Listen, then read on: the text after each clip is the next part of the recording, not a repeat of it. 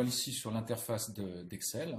Alors cette interface, pour vous la présenter rapidement, elle est constituée tout en haut d'un certain nombre de menus, de rubans, accessibles au travers d'onglets. Donc on le voit, les onglets Accueil, Insertion, ici, Mise en page.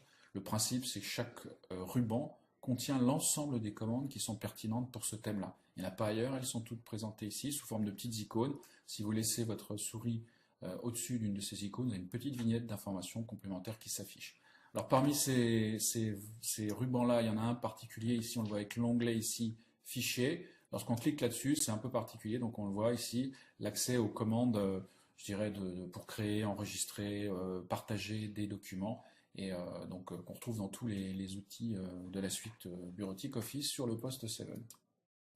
Alors imaginons que je sois ici en train de vouloir créer un petit tableau de chiffres qui va répertorier, en fait, rassembler le nombre de participants sur les mois de l'année 2015 aux différentes sessions des matinées du collaboratif. Alors je vais commencer par créer, donc ici en colonne, je vais afficher les mois, donc je vais commencer par janvier 2015, puis en dessous février 2015. Alors, ce qu'on voit tout de suite, c'est que en fait, Excel a reconnu qu'il s'agissait de dates des mois et les a convertis dans un format qui est celui-ci, donc raccourci. Alors, si je veux continuer à taper les autres mois de l'année, je peux le faire. Sinon, ce que je vais demander à Excel de me remplir directement et automatiquement les mois. Alors pour ça, je sélectionne deux des cellules que j'ai déjà remplies pour lui indiquer les modèles et la progression que je souhaite avoir. Donc c'est mois après mois. Et je vais sur le petit carré noir qui est en bas, donc mon curseur se transforme en plus, et là je vais continuer à descendre, et vous allez voir qu'il va m'afficher au fur et à mesure les valeurs qu'il va remplir. Donc imaginons que je veuille suivre ça jusqu'au mois de juin, ici, voilà, et là c'est fait.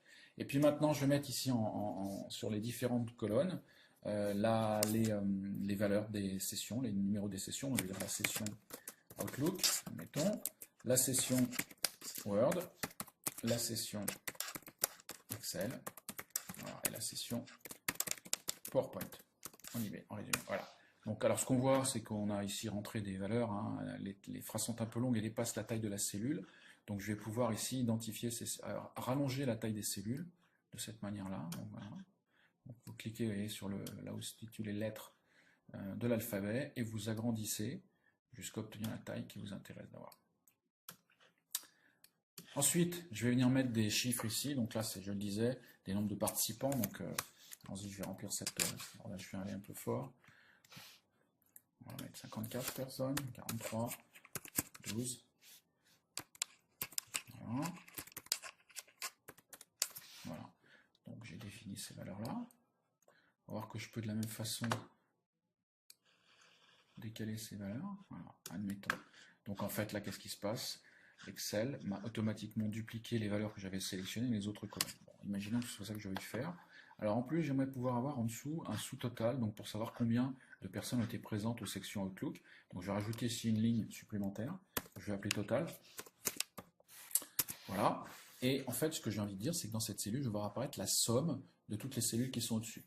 Donc pour ça, je vais sélectionner, je vais ici aller donc dans le ruban d'accueil, sur cette touche ici sigma de somme, qui est donc une touche qui va me permettre de sélectionner les zones des cellules que je souhaite additionner. Donc vous voyez, je clique dessus, automatiquement, donc Excel me propose une zone qu'il a identifiée avec des chiffres, donc si celle-ci me convient, je peux directement faire entrer, valider, ou sinon je peux redéfinir la taille. Donc là en l'occurrence, c'est exactement ce que je veux. Je fais OK. Et donc, il m'a effectivement calculé la valeur de cette colonne ici. Maintenant, je souhaite avoir la même chose pour toutes les sessions suivantes, Word, Excel, PowerPoint. Donc, je pourrais faire de la même façon, retaper sur ce cycle Sigma. Ou bien, je fais comme tout à l'heure pour les mois ici. Je vais venir me placer sur le petit carré noir qui est en bas de ma cellule. Mon curseur se transforme en plus. Et là, je vais étirer ma cellule sur la droite. Et je lâche. Et là, en fait, il me retrouve le calcul. Alors, le résultat est identique, bien sûr, puisque j'ai les mêmes informations. Mais si vous regardez le contenu de chacune des cellules, on voit bien que c'est la somme des cellules qui sont au-dessus. Alors, pour voir, on le voit déjà dans la barre de titre qui est là. Maintenant, si je double-clique sur cette cellule, on va voir aussi une autre chose intéressante. Je double-clique là-dessus. Excel m'affiche directement avec cet encadré bleu la zone qu'il est en train de sommer. Alors si je voulais réduire cette fenêtre-là, imaginons que la dernière ligne qui est là ne m'intéresse pas, c'est pas la peine que je la somme. Donc je viens aussi pareil sur le bas de ma zone sélectionnée et je remonte. Et entrer. Et voilà. Et donc là maintenant j'ai remis à jour ma fenêtre de calcul, donc avec les cellules E4 à E9. Imaginons que d'un point de vue mise en forme, je souhaite centrer les valeurs qui sont là, donc je vais les sélectionner toutes. Et dans le ruban accueil qui est ici, je vais choisir d'aligner, donc en centrant. Alors ici, ce centre se fait, c'est un centre au niveau horizontal dans la cellule, et j'ai aussi la possibilité de centrer au niveau vertical à l'intérieur d'une cellule qui serait plus épaisse qu'elle ne l'est là. Donc ici, je centre comme ça. Voilà. Dernière étape, je voudrais à partir de ce tableau de chiffres représenter un graphique. Et donc pour ça, je vais aller sélectionner la zone sur laquelle je souhaite calculer mon graphique. Une fois que ceci est fait, je vais aller dans le ruban insertion qui est là, et je vais aller choisir le type de graphique qui m'intéresse. Alors on voit des graphiques qui m'en proposent un certain nombre ici avec ces grosses icônes, et je peux aussi, en cliquant sur cette petite zone en bas, obtenir l'ensemble de tous les graphiques à ma disposition dans l'outil avec Excel. Donc on le voit, a priori, je peux choisir le graphique qui m'intéresse. Bien entendu, il faut plutôt choisir un graphique qui est pertinent par rapport à la représentation d'informations qu'on a. Et donc en l'occurrence, je vais choisir quelque chose comme ça, lui là, je vais le laisser ici. Et je clique OK. Et donc là voilà, il m'a représenté ici cette fois-ci un graphique où au mois le mois, donc ici dans cet axe-là, au mois le mois, il me représente le nombre de participants aux différentes sessions par thématique, donc avec les codes couleurs qui sont associés ici. Je peux également donc modifier si je le souhaite, on le voit, j'ai le fait d'avoir sélectionné ce graphique. Excel me propose un menu particulier ici qui sont les outils graphiques, donc tous les outils à ma disposition pour manipuler, créer, mettre en forme des graphiques sont ici, donc dans ces trois onglets qui sont là, et qui sont apparus, je dirais, automatiquement puisque j'avais sélectionné un graphique. Donc je peux modifier les couleurs si je souhaite avoir quelque chose qui soit plutôt dans les monochromes.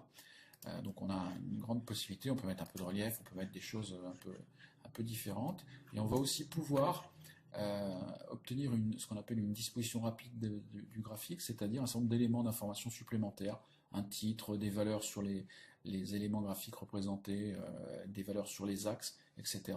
Donc tout ceci ici se fait soit par cette icône disposition rapide qui est là, alors, qui est effectivement en tout petit, c'est un peu difficile de se rendre compte de ce qu'on va avoir, et sinon on vient ici sur l'onglet disposition qui est là, et là on va pouvoir choisir de démettre un titre graphique, donc là il n'y a pas de titre, par contre je peux en mettre un au-dessus, voilà, on va le voir ici, et donc il me le met, donc il me propose ici, après c'est à moi de suivre les inscriptions. Alors je vais mettre ça de façon, voilà, je tire la majuscule, suivi des inscriptions.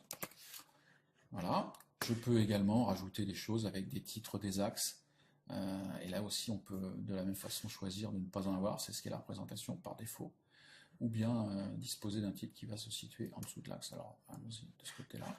Donc titre de l'axe, et là c'est à ma disposition, c'est moi de l'année. Bon, voilà, je pourrais rajouter de la même façon de l'autre côté. Donc on peut assez simplement donc, mettre en forme son graphique, et ce graphique donc, est un graphique calculé à partir du tableau de chiffres qui est au-dessus. On peut regarder quelques éléments rapides, hein. Si je modifie les valeurs ici, si je mets